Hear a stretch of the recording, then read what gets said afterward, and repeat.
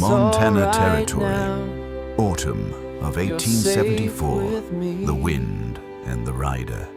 The wind in the Gallatin Valley. That autumn had a way of cutting straight through a person like it was trying to strip away whatever you were holding on to. It came sharp from the north, rattling the cottonwoods until their golden leaves broke loose and swirled down into the river. The current took them the way it takes forgotten promises without a backward glance. Dusk was already leaning heavy across the land when a bay mare, legs dark with mud, pounded along the edge of Isaac McCrae's cattle range. The rider's coat was so thin, the wind seemed to claw right through it, but she clutched a loaf of bread close under one arm as if it were a newborn child, and she, the last person alive to keep it warm. Almana Ward didn't look back. She didn't dare. The ache in her ribs was sharp enough to slow her, but she drove her heels into the mare's sides again, willing the animal forward. The ground blurred beneath them, grass hissing under hooves. Somewhere behind her, she imagined voices, imagined the slam of a door, the ring of boots on frozen dirt, whether real or not didn't matter. In her mind, the only safe thing was distance. The valley stretched open ahead, but even that freedom had a brittle edge. Isaac McCrae's view recognition in the fading light. From the barn loft, Isaac McCrae paused in the middle of stacking hay and squinted into the dying light. Out there, cutting across the far fence line with a kind of fierce urgency, was a figure he didn't recognize. The horse was his, he knew the gait, the dark stockings on the front legs, but the rider was no one from around here. Her determination was something he'd seen before, though. Not in the usual thieves or drifters, but in the hollow-eyed soldiers he'd fought beside in the war, and once more in the faces of folks whose lives had already been stripped bare by loss. She moved like someone with nothing left to lose, and that stirred something in him he didn't have a name for. He climbed down from the loft, slowly brushing bits of hay from his shirt, his gaze never leaving the trail of hoof prints. The cold air smelled faintly of cattle and wood smoke. "That's my mare," he muttered under his breath, the words rolling out, flat, not angry, yet. By the time he'd swung up onto his chestnut gelding with his rifle slung over his back, the sky had dipped another shade toward night. When he finally closed the gap, he saw her luck had already run out. The mare stood lame at the far side of the creek, one hind leg barely touching the ground. The loaf of bread was still clutched tight in her arm, soaked now from spray off the water. The first exchange bred silence and a standoff. She turned at the sound of his approach, eyes wide and wild, but she didn't run. Dirt streaked one cheek, her lip was split and dark with dried blood. Despite the shiver in her hands, she stood her ground as Isaac reined in. His voice came even almost conversational. "That's my horse." She said nothing, only shifted the loaf higher in her arms as if that would shield it. His eyes moved to it. "And I reckon that's the bread I baked this morning." Still no answer.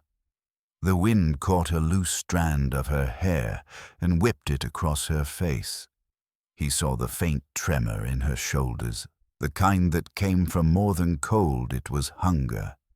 Starvation had its own way of hollowing out a person, making every movement a negotiation between will and weakness.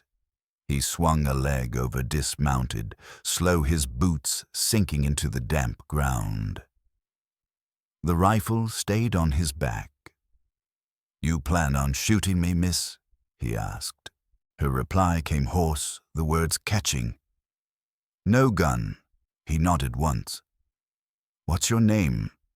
She hesitated so long he thought she might refuse entirely. Then, jaw tight, she said, "Almana Ward." He let the name settle in the air before answering. Well, Almana Ward, if you're going to steal from a man, might as well take the whole damn thing. A half-smile tugged at his mouth as he tipped his chin toward the bread. You forgot to steal my heart, too. The flicker of confusion on her face was the last thing she managed before her knees buckled and he caught her before she hit the ground. Shelter in the barn. Waking to a stranger's kindness. When Almana came to the air was warmer than she remembered. The scent of cedar and horse hung in the low light, familiar, yet strange in its comfort. She lay on a narrow cot in the corner of a barn, a wool blanket pulled snug around her shoulders. A kerosene lamp burned low beside her, its flame swaying gently as though it too was unsure of her presence. The soreness in her side pressed her down when she tried to rise, forcing her to turn her head instead. She heard boots on wooden planks steady unhurried, and a moment later Isaac McCrae stepped into view, the brim of his hat shadowing his face. He carried a tin cup in one calloused hand, holding it out without a word. She took it, hesitated, then drank. Warm broth slipped down her throat, rich and salty, waking every hollow in her stomach. The cramp that followed made her curl inward, but she kept drinking until it was gone.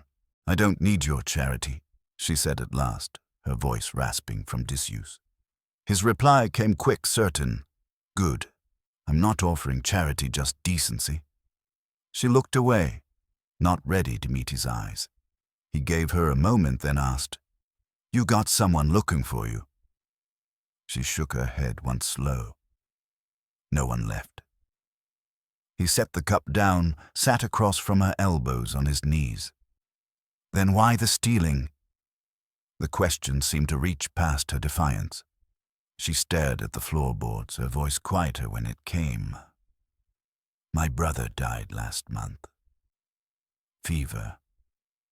We were living in an abandoned claim shack up the ridge. No food, no coin. I buried him in frozen dirt and walked 3 days before I found your barn. An offer of work, worn down hope. Isaac studied her, his jaw tightening.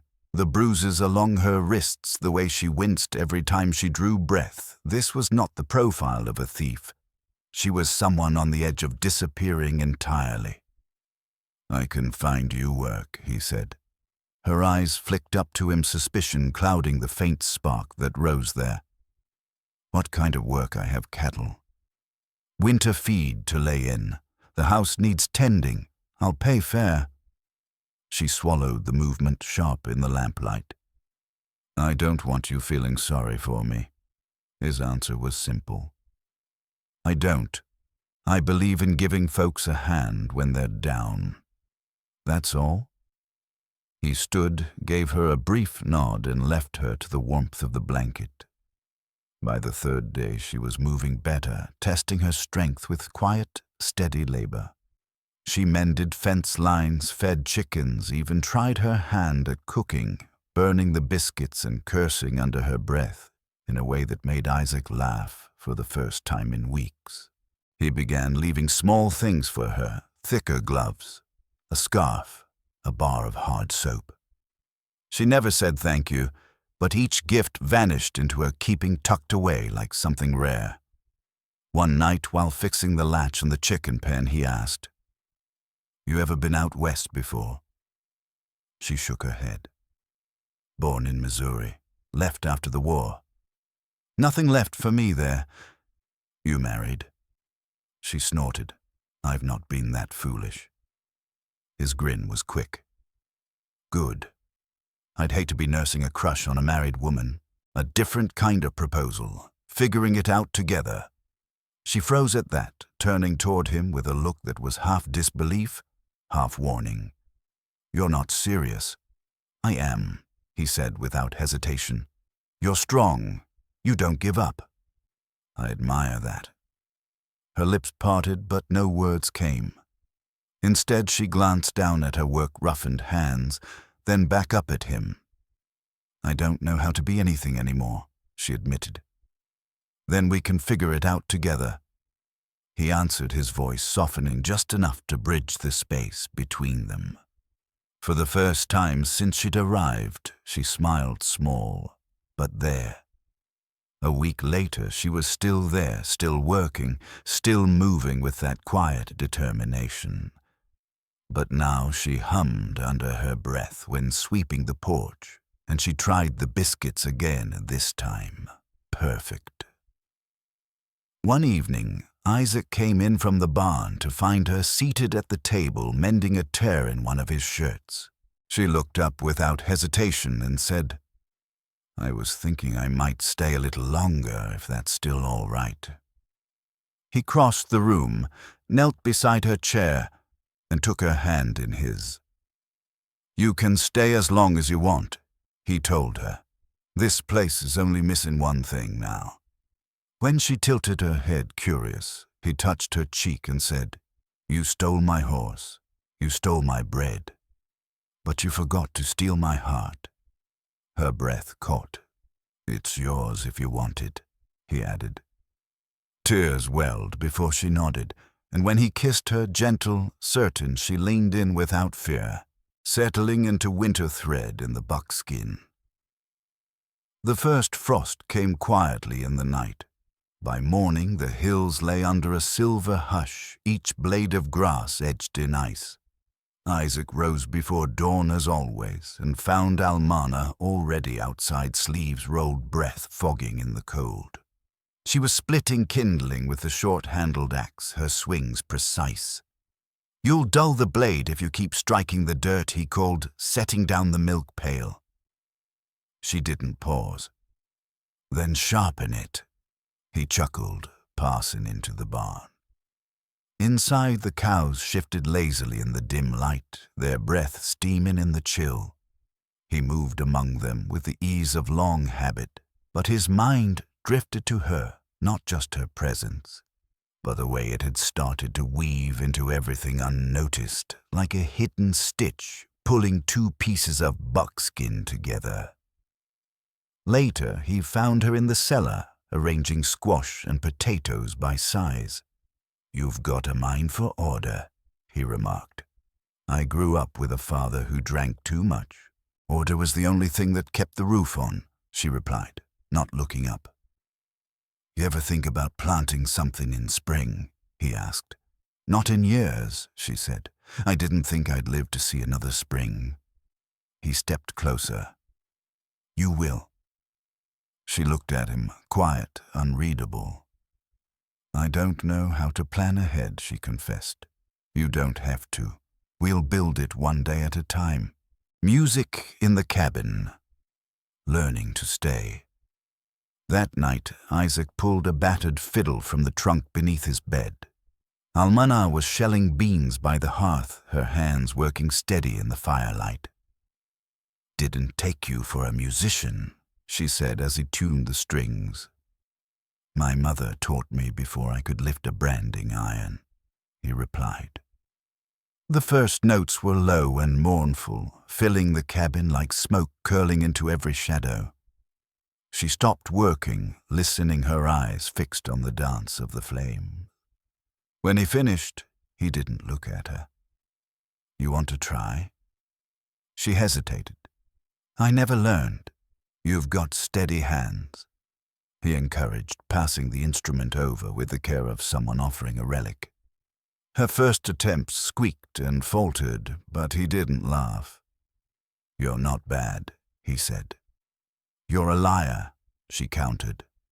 "I'm hopeful." The next morning, she lifted the fiddle from its place without asking, coaxing 2 shaky notes before returning it.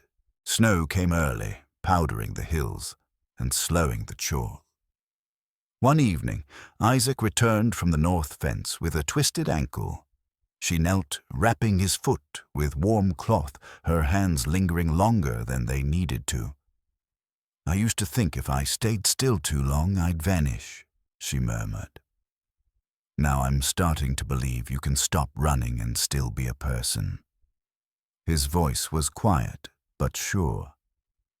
You're more than what you've survived.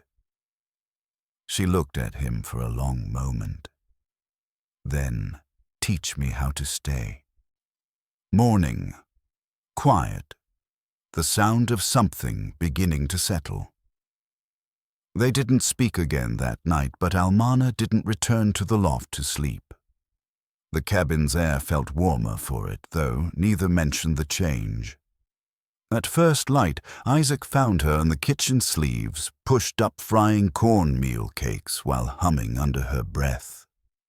The tune wandered in and out of something he'd once played for her on the fiddle, the memory stitched into each note. He didn't intrude on the moment. Instead, he set the table in silence, poured coffee into 2 mugs, and let the sound of her voice fill the space between them. Outside, the wind had gone still snow, glazing the ground in a white sheen. Over the next weeks, the valley shifted deeper into November. The snow thickened, softening the ridgeline and hemming them in. Winter mornings came with muffled hoofbeats and the slow creak of frozen hinges, the sharp echo of splitting wood. Almana adapted quickly. The cold settled into her bones, but she wore it like another layer of clothing, an old habit. Some morning she rose before him, standing by the window to watch the light grow pale over the eastern hills. Isaac sometimes woke to see her silhouette there still and steady. One such morning he stirred when she moved toward the stove. "You always walk so light," he said, voice graveled with sleep. "Like you're afraid the floor won't hold you." She glanced back without turning fully. Old floors creak. Best not to wake ghosts. He smiled faintly, but his reply was just as quiet. "No ghosts in this house. Just me. And you." Lessons in the snow snare lines and shared silences. Later that same day, she hauled buckets from the well while Isaac knelt by the smokehouse door repairing a stubborn hinge. The cottonwoods by the creek stood stripped bare, their branches silver and stark against the pale sky. He watched her move swift, precise, like someone who had lived too long in motion to surrender to stillness entirely. "You ever trap?" he asked when she came back past him, her breath puffing white in the cold. She nodded. "My brother taught me. Mostly rabbits. Once we caught a fox, but it chewed its own leg off and bled out under a cedar." Isaac paused, studying her face. "That kind of lesson sticks." Her gaze held his evenly. "I was 12. That afternoon they set 3 snares near the tree line. She showed him how to set the tension without leaving scent behind her bare fingers, red and cracked. When he offered gloves, she shook her head. "I've had worse. I need to feel what I'm doing." That evening the cabin was quiet, but not silent, wood popping in the stove. Wind brushing the shutters, the soft rhythm of 2 people sharing space without the need to fill it with words. Isaac shaved slivers from a block of pine for kindling. She cleaned the lantern glass until it shone. Then out of nowhere she asked, "You ever think about building something more? Not just surviving winter to get to spring, but planting things, adding on." He set his knife down slowly. "I've thought about it since you came. A place that remembers plans in a ledger." She didn't smile at that, but her voice softened. "I want a place that remembers me not just because I died in it." He leaned forward, elbows on his knees. "Then let's make it remember you while you're still living in it." The words hung in the air like the first snowflake of a storm light, but carrying weight. By December, their plan had taken the shape of a list in the ledger on the mantel. Extend the root cellar, buy 2 more hens after the thaw cut a window into the kitchen wall for more light. One night, she added a new note in her tight, careful script flower bed along the south wall. Isaac noticed it later, tracing the words with his fingertip. "You planning to grow anything that doesn't feed us?" he asked. She shook her head. "Color feeds the soul, same as bread feeds the belly." He studied her for a long moment, then reached across the table to take her hand, their calloused fingers fitting together like pieces that had been waiting to find their match. When the storms came, they came hard. Snow drifted halfway up the shed doors, and the cattle huddled close in the lean-to. Isaac's ankle flared with pain from the cold, so Almana took over more chores. She didn't complain. She did what needed doing, moving through each task with a steady resilience that needed no audience. A different question, naming what comes. Next, one morning, she came in from the woodpile with her cheeks flushed from wind hair damp with snow. "You're limping worse," she said, setting the logs down by the stove. "Only when I walk," he muttered. She gave him a look sharp enough to cut through the warmth in the room, then stepped closer and pressed her hand to his forehead. "No fever," she said, "but you've got the stubborn." He caught her hand before she could pull it back. "You ever think about what comes after this season?" She didn't answer right away. "I think about planting seeds, about what kind of fence we'll need when calves drop." "That's not what I meant," he said, holding her gaze. "I do think about you, about staying." The air between them felt heavier than the fire popping softly behind her. Isaac let out a breath he'd been carrying for days. "I want to give you my name, Almana." She blinked, surprised but not startled. "You don't owe me anything." His voice was steady. "I'm not offering out of debt. I'm asking because I want you to be my wife." Her fingers curled tighter in his. After a moment, she said, "I'll say yes if I can still plant flowers." His smile broke slow. "You can plant a whole field if you want." When she kissed him, it was certain her gloved hand still against his cheek. Outside, the wind shifted. Inside, the future began to take root. Winter vows. Rings from a spoon. The wedding came quietly folded into the rhythm of winter like a secret only the land could witness. There was no preacher, no paper to file, no gathering of neighbors. Just the two of them in the cabin, the air scented faintly with pine boughs Isaac had hung above the mantel that morning. He had worked 2 plain silver rings from a melted spoon and scrap wire, shaping them by lamplight, filing the edges until they were smooth and warm from his hands. When he stood before her with a smaller ring cupped in his palm, she didn't fidget or look away. "You ready?" he asked. Her eyes held his steady as frost-hardened earth. "I've been ready longer than I knew." He slid the ring onto her finger, the cool metal, a brief contrast to the heat in her skin. She pressed the larger ring into his hand, without trembling, and he put it on himself with no need for ceremony. Their vows had already been spoken in other ways: mended fences, shared suppers, the quiet work of making space for one another's scars. Outside, the snow lay heavy across the hills, the wind threading through bare branches, the cabin creaking as though settling deeper into the ground it claimed. That night they lay together with the storm pressing against the walls. Fire low but steady, her fingers tracing the curve of his arm like she was learning him by memory. The bitty roots, promises, beyond the ridge. Somewhere in the dark, with the wind rattling the shutters, she spoke. "If we ever leave this place," she said softly, "I want to see the bitter roots. My brother used to talk about them like they were a dream." Isaac kept his eyes closed, the words painting an image in his mind, high mountains, the air sharp and clear, wildflowers clinging to the slopes. "We'll go," he murmured, "when the calves are grown. You can say your goodbyes to him from somewhere high up." She was quiet for a moment, then said, "I already did. But I'd still like to see them." The conversation ended there, folded back into the steady rhythm of their breathing. When the thaw came, it came slow mud-swallowing wagon wheels, the creek overflowing twice before April brought something steadier.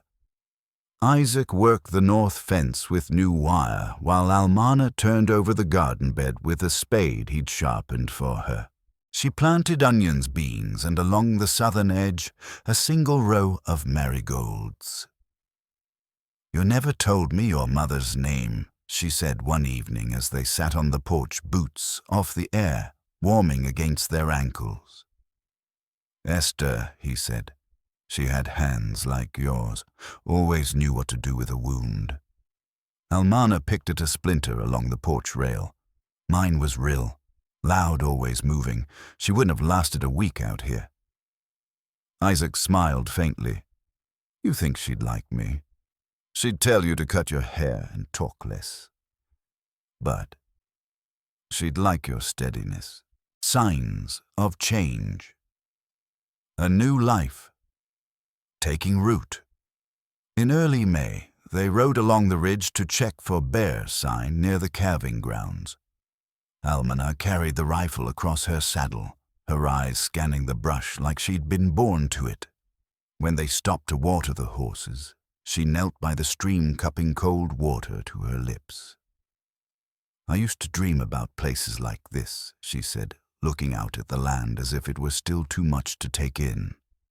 "And now," Isaac asked, tethering the reins, "now I dream about what comes next." Spring unfolded slow, but full, the cabin growing richer in signs of them both. Isaac built a bench for the porch. Almana tacked lengths of muslin into the windows.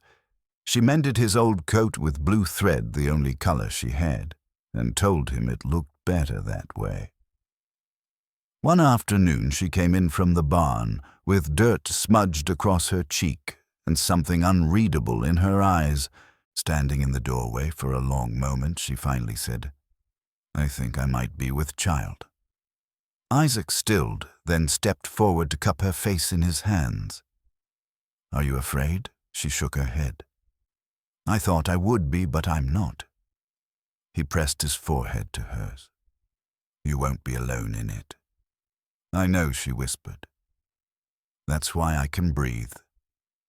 That night he carved the first length of wood for a cradle while she sat nearby, stitching calico without rush. A heart already stolen, deserving what's given. Outside, the frogs had returned to the creek, their voices stitching the night together. Inside, the lamplight pooled around them, turning the small space into a world of its own. After a while, she looked up from her sewing. "You remember the first thing you said to me?" Isaac brushed sawdust from the groove he'd just cut. "I told you you forgot to steal my heart."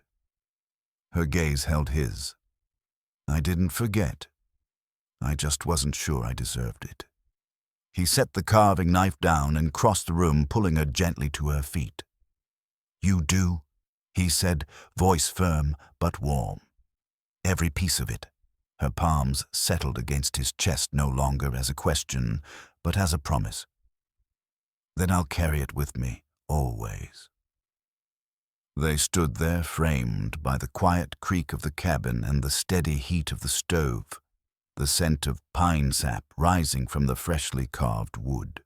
Outside, spring pressed against the windows. Inside, love had become something unbreakable, not a fleeting warmth, but a hearth that would hold through storms and silence alike. Midsummer, the garden in full hold. By midsummer, the garden was a living testament to their shared labor.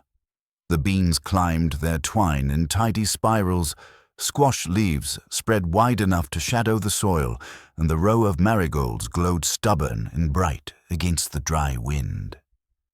Isaac had built a trellis for the runner beans from stripped willow poles, tying each joint tight with raw hide. Almana stood nearby, one hand pressed to the small of her back, the other shading her eyes from the sun. The swell of her belly was unmistakable now beneath her cotton dress. "You think they'll grow straight?" she asked, nodding toward the trellis. "They'll reach for the sun same as anything else," he answered, tightening the last knot. She glanced toward the low ridge where the cottonwoods shimmered in the heat. "I used to think I'd never see things grow again. Not after Missouri." Isaac stepped down from the ladder and wiped his brow.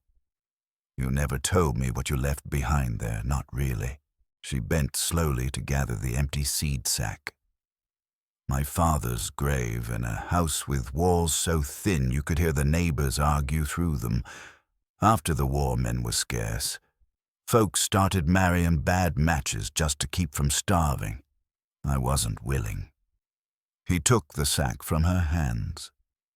"You didn't have to be. You held out for something worth it."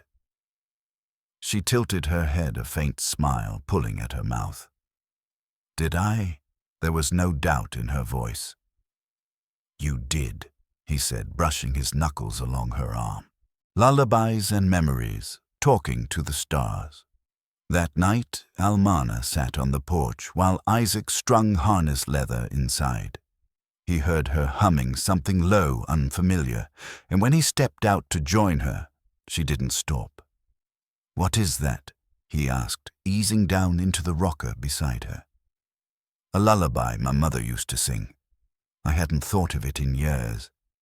He leaned back, watching the slow sway of her chair, the stars coming out in sharp clusters overhead. "Do you miss her more now?" She shook her head slightly. "Not like I used to. I used to ache for what she didn't live to see. Now I wonder what she'd say if she saw this us. I think she'd be proud. I think she'd ask why I waited so long. But she'd understand." The wind shifted, carrying the scent of sage from the hills. Isaac reached over, finding her hand without looking. "Do you ever worry about what kind of mother you'll be?" She was quiet for a long time before answering. "I worry about what I won't know, about what I might miss." His voice was steady. "You'll know what matters. You already do." She squeezed his hand. "Then let's teach them how to grow things and how to stay." Early arrival, a son, named for a brother. In August, the baby came early. Isaac rode hard to Willow Creek to fetch the midwife, his chestnut lathered by the time they returned. Almana labored through the night, sweat slicking her brow, both hands gripping the quilt Isaac had carried home from Bozeman that spring. She didn't cry out, only breathed low and steady, her focus fixed inward. When the child finally arrived, she gathered him to her chest, like she'd been waiting for him all her life. The midwife cleaned the boy, swaddled him, and set him back against her. Isaac sat beside the bed, one hand on her shoulder, the other brushing damp curls from her temple. "He's strong," she whispered. "Like you." Isaac looked at the boy, then at her.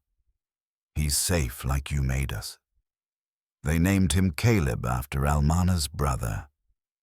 2 days later, Isaac fixed the cradle in the corner where morning light would reach, but not blind. Almana sat in the rocker, Caleb asleep in her arms, watching her husband work with soft, steady eyes. "You reckon he'll want to be a rancher?" she asked. "Only if he likes early mornings and cold fingers," Isaac said. "Maybe he'll read books. Or build things. Whatever he wants, we'll make room. The shape of peace. Home as a living thing."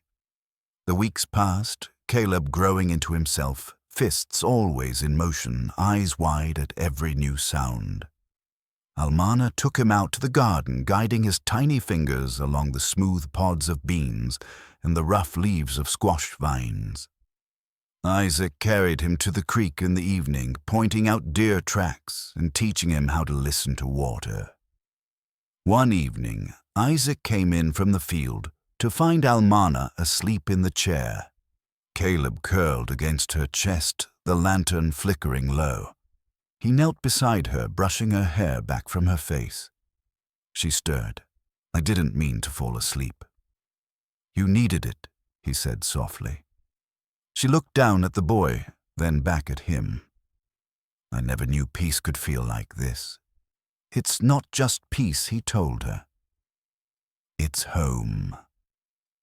Autumn came again, the gold returning to the cottonwoods, the wind cooler, but gentle. The marigolds bloomed longer than expected, stubborn and bright against the fading green. Isaac built a second rocker for the porch. Almana sat in one with Caleb in her arms, watching the light change over the field. Isaac joined her, resting a hand on his son's back. "I was thinking," he said, "we should carve our names into the beam over the door mark that says we were here, that we made something." Almana glanced at him, then at the boy, then out over the land. "We already have. Names in the beam, carving permanence." The day they carved their names was colder than it looked from the porch. The sky was a clear blue, but the wind came off the ridge sharp as a knife. Isaac brought the ladder in from the barn and set it beneath the cabin's main beam, the one that stretched over the doorway like a silent sentinel. Almana stood beside him, Caleb in her arms wrapped in a quilt. "You sure you want it there?" she asked. He nodded, pulling a small chisel from his back pocket. "Right where anyone who steps through has to see it, even if that's just us." She watched as he steadied the tool, pressing the first careful cuts into the wood. The sound was small, but purposeful, each chip falling to the floor like a marker of time. Caleb stirred, eyes catching the flicker of sunlight through the open door. Isaac finished his name first, stepping down so Almana could take his place. She shifted Caleb onto her hip, gripping the chisel with her free hand. Her letters came slower, each stroke deliberate, as if she were engraving more than just her name, staking claim to the life they'd built, the soil they'd turned, the walls that had held their voices. When she stepped down, Isaac brushed the sawdust from her hair, smiling. "There. Now it's written in the bones of the place." That night, after Caleb was asleep, they stood in the doorway together, reading the names in the beam until the light faded. Seasons, turning. The language of routine. The months that followed moved in a quiet rhythm. Winter eased its grip and spring returned with the smell of wet earth and thawing streams. Caleb's small hands learned to grasp his eyes, tracking the sway of curtains and the play of light across the floorboard. Almana's days began early, often before Isaac stirred, tending the fire, setting water to boil, checking the hens. Isaac's work kept him along the fence lines in the fields or at the creek with his traps, yet each day brought them back together at the same table by evening. The cabin became fluent in their habits, the scrape of chairs, the thump of boots by the door, the hum of a lullaby drifting from the rocker. Sometimes they spoke little, letting the sound of tools or the wind through the cottonwoods carry the hours. Other days they traded stories, fragments of the lives they'd had before, pieces they hadn't dared to share until now. Isaac told her about the war, about the nights the cold felt like it could crack a man open from the inside. She told him about Missouri's damp summers, the smell of her mother's bread, the feeling of walking away from a place with nothing but what she could carry. Together they began weaving those separate threads into something whole, the measure of a year. Growth in every corner. By the time the next autumn rolled around, the changes were visible in every corner of their lives. The marigolds along the south wall had reseeded themselves, pushing up in fresh clusters without anyone tending them. The ledger on the mantel, once just a list of winter chores and supplies, now held plans for years ahead. Another section of fence, a second root cellar, maybe a smokehouse expansion. Caleb had outgrown his first cradle, so Isaac built a small bed from pine, smoothing the edges until they gleamed. Almana sewed a quilt from scraps of fabric. Pieces of Isaac's worn shirts, old flour sacks, bits of blue calico. On the nights when frost crept against the windows, they would sit with their mugs of coffee. Caleb tucked between them and talk about things that weren't urgent, the kind of horse he might ride when he was older, the places they might travel someday when the work allowed. Sometimes Isaac would reach over and lace his fingers with hers, their hands resting easy on the table. It wasn't a grand gesture, just a quiet affirmation that they were still here, still choosing this life, still tending the ground they'd claimed together. Deep roots, staying through storm and silence. The second winter tested them harder than the first. Storms rolled down from the north with little warning drifts, swallowing the outbuildings and making each trip to the barn a trial.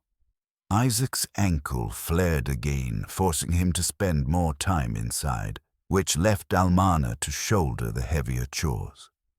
She never complained. Her movements were purposeful, her voice calm even when the wind screamed against the shutters.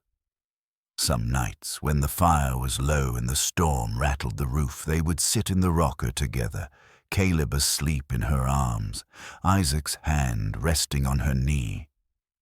No words passed between them, but the silence was full, the kind that spoke of trust and understanding. The cabin itself seemed to lean into their presence, its timbers groaning less, its hearth burning steady. When spring finally broke through, it came in a rush, meltwater roaring in the creek, cottonwoods swelling with green, the air rich with the scent of thawed soil. One evening, Isaac stood with Almana on the porch, Caleb toddling between them, and said, "This is it, isn't it?" She looked out over the land, the fields, the ridge, the line of marigold returning again, and nodded. "It's not just where we live. It's who we are now." And for the first time he realized she'd stopped talking about leaving altogether. Caleb's first steps, the sound of laughter in the yard. By the time the third spring came, Caleb was no longer content to be carried everywhere. His legs were unsteady but determined, his small hands reaching for anything that would give him balance. Fence rails, Isaac's pant leg, the handle of Almana's broom. The first time he crossed the yard on his own, the sky was a soft wash of morning blue, the cottonwoods just leafing out. Almana stood on the porch, arms half raised as if to catch him, though she knew she'd let him fall if he had to. Isaac crouched a few paces away, holding out one hand, his other resting lightly on the ground for balance. Caleb's steps were awkward, a wobble in each one, but his grin widened with every inch gained. When he reached Isaac, the rancher scooped him up spinning once so the boy squealed in delight. Almana laughed, an unguarded warm sound that still surprised Isaac when he heard it. Later, while Isaac repaired a loose section of fence, she sat in the grass, with Caleb showing him how to pinch clover blossoms and blow their petals into the breeze. The yard filled with his giggles and the hum of bees, the kind of simple music that needed no accompaniment.